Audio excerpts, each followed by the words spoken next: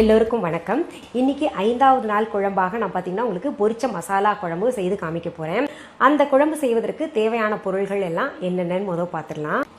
கடலைப்பருப்பு ஊற வைத்தது 150 கிராம், துண்டுகளாக நறுக்கிய உருளைக்கிழங்கு 1, கூழாக அரைத்து வைத்த தக்காளி 2, முருங்கைக்காய் 1, முள்ளங்கி 1, பொடியாக நறுக்கிய சிறிய வெங்காயம் 10, பொடியாக நறுக்கிய பெரிய வெங்காயம் 1, பூண்டுப்பல் 6, சாம்பார் தூள் 2½ டீஸ்பூன், குழம்பு மிளகாய்த்தூள் 2½ டீஸ்பூன், மிளகாய்த்தூள் 1 டீஸ்பூன், கரம் மசாலா ½ டீஸ்பூன், பட்டை சிறிய துண்டு, கிராம்பு 4, சோம்பு ½ டீஸ்பூன், கறிவேப்பிலை இலைகள் 10, மஞ்சள் தூள் ½ டீஸ்பூன், பச்சை மிளகாய் கீறியது 2, கொத்தமல்லி இலைகள் தேவையான அளவு, உப்பு தேவையான அளவு, எண்ணெய் தேவையான அளவு. இப்போ அடுத்தது செய்முறைக்கு டைரெக்டாக போகலாங்க.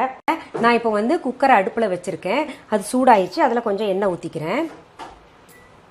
அதில் 1 டேபிள் ஸ்பூன் போல் எண்ணெய் விட்டுருக்கேன். எண்ணெய் கொஞ்சம் காயட்டும். எண்ணெய் காஞ்சிருச்சு. அதில் பட்டை, கிராம்பு, அப்புறம் சோம்பு போட்டு தாளிச்சுக்கிறேங்க.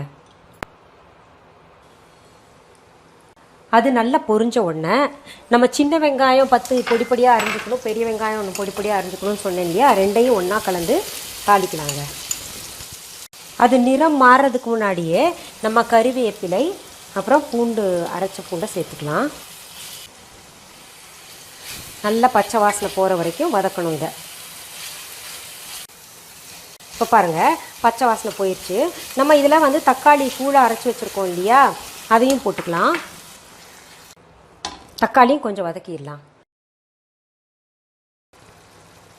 கொஞ்சம் வதக்கினோடனே அதுலேயே உப்பு, மசாலா தூள் எல்லாம் சேர்த்துக்கலாம். குழம்பு மிளகாய்த்தூள் 2½ டீஸ்பூன், பச்சை மிளகாய், மஞ்சள் தூள்,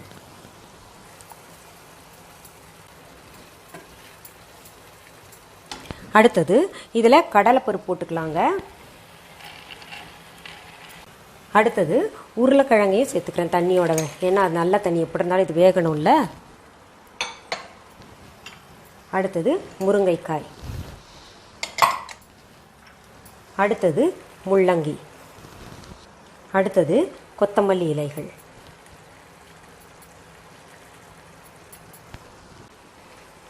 அடுத்தது போதுமான அளவு தண்ணி. இதை நல்லா கலந்து விட்டுருங்க. இப்போ இதில் உங்களுக்கு முள்ளங்கி இல்லைன்னா கவலைப்பட வேண்டாம். இந்த முருங்கைக்காய், முள்ளங்கி இல்லை உருளைக்கிழங்கு இதில் 3ல் ஏதோ ஒன்று இல்லைன்னா கூட கவலைப்பட வேண்டாம். பட் உருளைக்கிழங்கும் முருங்காவும் இருந்தால் ரொம்ப சுவையாக இருக்கும். நல்லா பருப்பு காய்கறி எல்லாம் மூழ்கிற அளவுக்கு நமக்கு குழம்புக்கு எப்படி தெரியும் இல்லையா திக்னஸ், அதுக்கேற்ற மாதிரி தண்ணி ஊற்றி வேக போட்டுருணுங்க.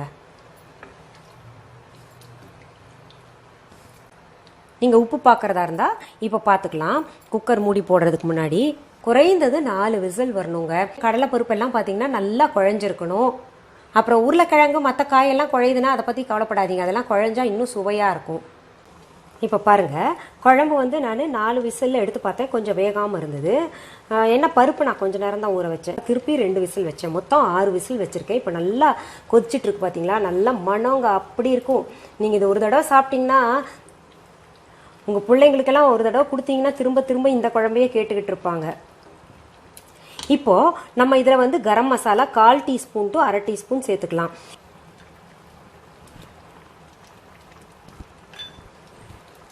இது போட்டு ஒரு கலக்கிட்டு மறுபடியும் நம்ம கொதிக்க விட்டுடலாங்க. பாருங்கள், 6 விசில் விட்டும் கூட நம்ம காய்கறி எல்லாம் குழஞ்சி போகலை, பருப்பு மட்டும்தான் நல்லா வெந்திருக்கு பார்த்தீங்களா. இப்போ பாருங்கள், ஒரு கொதி வந்தோடனே நம்ம இறக்கிடலாம். இங்கே பாருங்கள், மசாலா பொரிச்ச குழம்பு ரெடி. ரொம்ப சுவையாக இருக்கும். அந்த கலரை பார்த்தாலே தெரியுது இல்லையா, ரொம்ப சுவையாக இருக்குங்க. நீங்கள் செஞ்சுட்டீங்கன்னா உங்களோட ஃபேவரட் குழம்பு லிஸ்ட்டில் இது ஒன்றா ஆகிடுங்க. அடிக்கடி உங்கள் வீட்டில் உங்கள் கணவர், குழந்தைங்க எல்லாருமே இது கேட்பாங்க. இப்போ நான் கொஞ்சம் உங்கள் முன்னாடி சாப்பிட்டு பார்க்கட்டுமா, உப்பெல்லாம் சரியாக இருக்கான்னு நான் பார்க்கணும்ல. நாங்கள் இதை இப்போ என்ன பண்ணுவோங்க, இட்லி கூடயும் தொட்டுப்போம், அப்புறம் தோசை கூட நல்லாயிருக்கும், இந்த சாதத்து கூடயும் சாப்பிட்டுப்போங்க. அதாவது எப்படி தெரியுமா இருக்கும், இது ஒரு மாதிரி அந்த குருமாவில் பருப்பை போட்டால் எப்படி இருக்கும், அவ்வளவு சுவையாக இருக்கும். நீங்கள் செஞ்சு சாப்பிட்டு பார்த்துட்டு எனக்கு கமெண்ட் பாக்ஸில் கமெண்ட் பண்ணுங்கள் எப்படி இருந்ததுன்னு சொல்லிட்டு.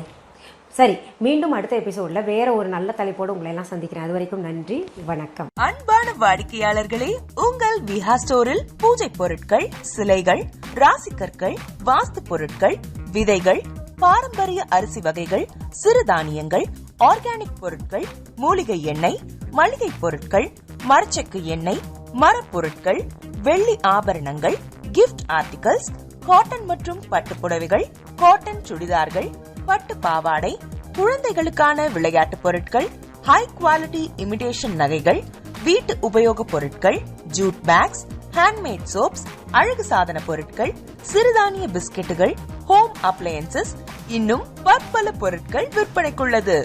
விஹா ப்ராடக்ட்களை நீங்கள் வாங்க விரும்பினால் அது எங்களுடைய viha.online வெப்சைட் மற்றும் சென்னை ராஜா அண்ணாமலைபுரத்தில் உள்ள எங்கள் விஹா ஸ்டோரில் மட்டுமே கிடைக்கும் என்பதை தெரிவித்துக் கொள்கிறோம். வேறு எந்த ஆன்லைன் வெப்சைட்களிலும் விஹா ப்ராடக்ட்கள் விற்பனைக்கு கிடையாது என்பதை நீங்கள் கவனத்தில் கொள்ள வேண்டும். எங்கள் விஹா ஸ்டோரின் விலாசத்தை கண்டறிய கூகுள் மேப்ஸில் விஹா ஸ்டோர் என்று டைப் செய்தால் வழியை கண்டறியலாம். www.viha.online வெப்சைட்டிலும் விஹா ஸ்டோரின் அட்ரஸ் உள்ளது.